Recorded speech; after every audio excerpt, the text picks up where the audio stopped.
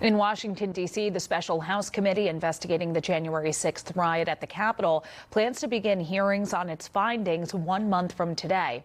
A separate investigation by the Department of Justice already has resulted in criminal charges against over 800 people.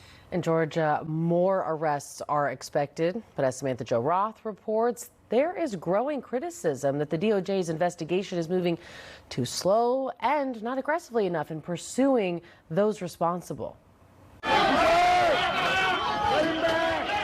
16 months after the attack on the Capitol, the Department of Justice investigation into the insurrection has become one of the largest in DOJ history. But nearly all of the more than 800 people charged so far allegedly were rioters, not plotters. We build investigations by laying a foundation. Attorney General Merrick Garland says the DOJ is pursuing straightforward cases first to establish the foundation for more complex cases. Critics fear those who scheme to block the certification of Joe Biden's election will not be held accountable. It is not the only way that the government could approach this investigation, nor is it really the only way that the government approaches sort of similar investigations, whether it's organized crime or financial fraud. Former prosecutor Ankush Kaduri fears the DOJ is reluctant to explore what role, if any, then President Donald Trump and his allies played in fueling the insurrection. He says the DOJ wants to avoid looking political, but that it must probe events that took place before the riot. For example, Trump's efforts to pressure Georgia's Secretary of State to erase Biden's margin of victory. But that's, I think, the starkest example of